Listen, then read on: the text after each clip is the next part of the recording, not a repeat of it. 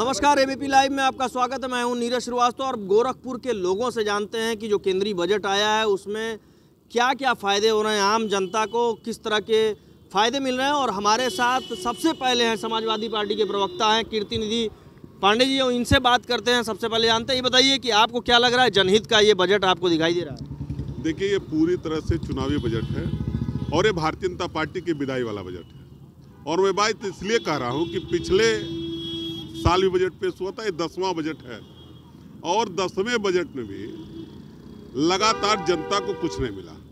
न तो इसमें महंगाई रोकने का कोई सार्थक उपाय है, न तो बेरोजगारी कम करने का कोई सार्थक उपाय है, न किसान की आय दुगनी करने का कोई सार्थक उपाय है, और न तो बेरोजगारों को रोजगार कैसे मिलेगा उस दिशा में कोई पहल है। अब 2022 तक किसानों की आय दुगनी करने के लिए माननीय प्रधानमंत्री जी 2014 से कर रहे हैं, 22 बीत गया, 24 में चुनाव आ गया, लेकिन आज तक किसानों की आय दुगनी करने का कोई फार्मूला भारतीय जनता पार्टी सरकार के पास नहीं मिल रहा है। और टैक्स का स्लैब, जो आम आदमी टैक्स पेयर है, जो पिछले बार टैक्स का स्लैब था वही टैक्स स्लैब इस बार भी रखा गया, कोई परिवर्तन नहीं लग रहा है। कितना होना चाहिए था? टैक्स स्लैब में 10 लाख तक लोगों को छूट देनी चाहिए थे, 10 लाख तक आम आदमी को इनकम पे छूट देना चाहिए था, लेकिन टैक्स स्लैब में कोई परिवर्तन नहीं। टैक्स लेने में सरकार 1 नंबर, जनता को रिवर्स देने में 2 नंबर। अच्छा, आपको लग रहा है अर्थव्यवस्था जिस तरह से ऊपर जा रही है, महंगाई बढ़ रही है, तो टैक्स स्लैब बढ़ाना चाहिए था? टैक्स स्लैब बढ़ाना चाहिए था। अर्थव्यवस्था बढ़ा रहे हैं, लेकिन कर्ज भी बढ़ रहा है देश पे। 2014 में जो 65,000 करोड़ रुपया कर्ज था, वो 1,70,000 से ऊपर चला गया कर्जा भारत सरकार के ऊपर, और कर्ज लगातार बढ़ा, वहाँ हर व्यक्ति के ऊपर वो कर्ज लगातार बढ़ता जा रहा है। अच्छा, अयोध्या में राम मंदिर बन गया 500 साल के बाद। भाजपा कह रही है कि अब इसका फ़ायदा भी मिल रहा है। पर्यटन की दृष्टि से देखें तो हमारी जो इकॉनमी है वो भी 1 ट्रिलियन पहुंचने वाली है। तो आपको क्या लग रहा है कि ये टैक्स आखिर क्यों आपको ऐसा लग रहा है कि बहुत फ़ायदे वाला नहीं है?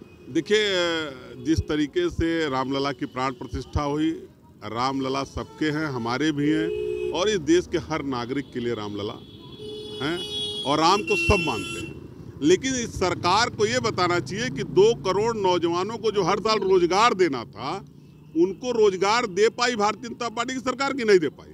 किसानों की आय दुगनी कर पाई कि नहीं कर पाई।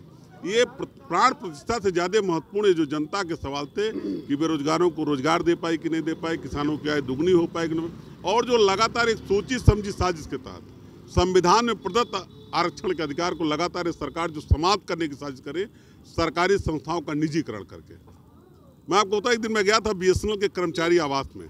वो BSNL वाले खोज रहे कोई कर्मचारी मिल जाए उस आवास में रहने वाला, कोई बचा नहीं उस आवास में रहने वाला। चलिए, बड़ी बात बता रहे हैं। और अभी कुंदन उपाध्याय जी हमारे साथ हैं, इनसे जानते हैं कि क्या लग रहा है जनहित में, कितना आपको कैसा लग रहा है बजट? देखिए, बजट कुल मिलाकर के महिलाओं से पूछिए किचन की क्या स्थिति है। सचमुच में बजट तो बहुत ज़्यादा ही लोगों का है। स्थिति यह है कि महिलाएं रोज लिस्ट पकड़ा रही हैं कि अभी तो जीरा यह रेट आया था, तेल का यह रेट था, और सरकार को कह रहे हैं कि आप लोग वोट दे रहे हैं। अब बजट इस तरह चरम सीमा पे है। तो इनके बजट जो भी हैं, जैसे पहले थे उससे अधिक है इनके बजट।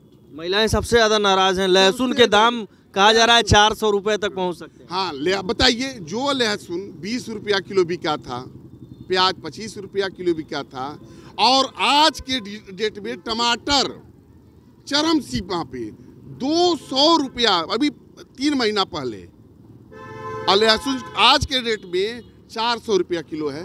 अच्छा, अगर टैक्स स्लैब की बात करें तो क्या लगता है कि जैसा कि अभी कीर्ति जी कह रहे थे, आपको लगता है 10 लाख तक कर देना चाहिए था? बिल्कुल करना चाहिए था। आप 10 लाख तक करते तो वास्तव में लोगों को राहत होती है। अब हम सरकार को क्या कहें?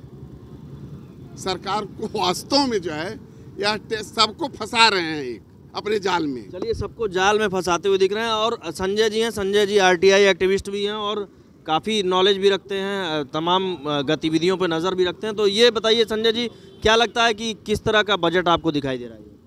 देखिए, जहाँ तक मैं जान रहा हूँ, ये कुल मिला के बजट एक बराबर का बजट है, लेकिन महंगाई और बेरोजगारी पे कोई ध्यान नहीं दिया गया है। आज मैं देख रहा था जो महंगाई दर 2014-15 और 15-16 में 6 पॉइंट समथिंग थी, आज की डेट में उन्हें आंकड़ों के खेल में निकालते हुए 3.72% अप्रॉक्स कर दिया गया है, जो केवल आंकड़ों का है। लेकिन जब आप धरातल पे जा रहे हैं और धरातल में लोगों से पूछ रहे हैं या धरातल में ही आप घर का बजट लगा रहे हैं, तो महंगाई इतनी चरम पे है कि जहां 100 ग्राम तेल यूज होता था, आज महिलाएं जो है परिवार के सदस्य वो 25 ग्राम तेल यूज करने में लग गए हैं। बेरोजगारी चरम पे है, जिसका इसमें कोई समाधान ही नहीं हुआ है। इस बजट में जो अंतरिम बजट पेश हुआ है आज 12वां माननीय मोदी जी की सरकार का, तो देखिए मोदी सरकार का जो बजट है वो राहत देने वाला लोगों को नहीं लग रहा है, चूँकि जो जिस तरह से महंगाई बढ़ी है वो महंगाई जो है लोगों को मार रही है। और यही वजह है कि ये बजट इनको, जो गोरखपुर के लोग हैं, इन्हें राहत देता हुआ नहीं नजर आ रहा है। Neeraj Srivastava, ABP live, Gorakhpur.